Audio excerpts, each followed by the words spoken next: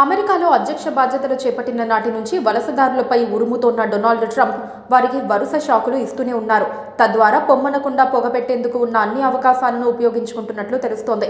ఇదే క్రమంలో ఇన్నాళ్ళు కీలకమైన H-1B వీసాలు, F-1 వీసాలు, గ్రీన్ కార్డు దరఖాస్తుదారులకు సహాయం అందిస్తూ వచ్చిన ఆఫీస్పై ట్రంప్ కీలక నిర్ణయం తీసుకున్నారు.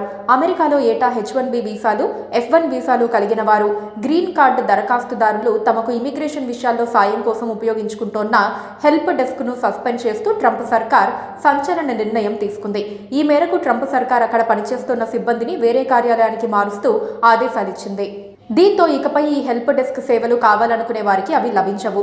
Citizenship and immigration services CIS ombudsman కార్యాలయ సిబ్బందిని 60 రోజుల పరిపాలనా సెలవుపై పంపారు.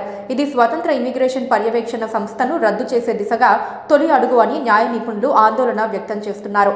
మార్చి 21న డిపార్ట్మెంట్ ఆఫ్ హోమ్లాండ్ సెక్యూరిటీ తీసుకున్న చర్యలు office for civil rights and civil liberties, office of the immigration detention ombudsman పై కూడా ప్రభావం చూపింది.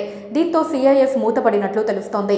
వీసా, గ్రీన్ కార్డు కార్యకలాపాలను క్రమబద్ధీకరించే ప్రయత్నంలో భాగంగా ఈ నిర్ణయం తీసుకున్నట్లు ట్రంప్ సర్కార్ చెబుతున్నప్పటికీ అంబుడ్స్మన్ ప్రమేయం లేకుండా వలస కేసులు ఎలా పరిష్కరిస్తారో మాత్రం చెప్పడం లేదు. దీంతో సహజంగానే ఈ వీసాలు కలిగిన గ్రీన్ కార్డులకు దరఖాస్తు చేసుకున్న భారతీయులపై ఈ ప్రభావం తీవ్రంగా పడుతోంది.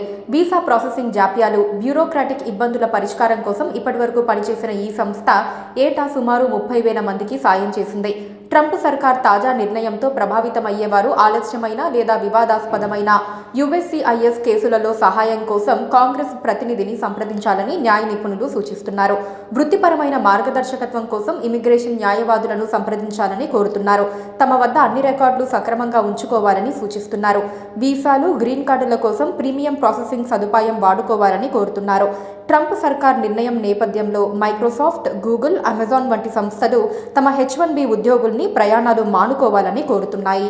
Please subscribe to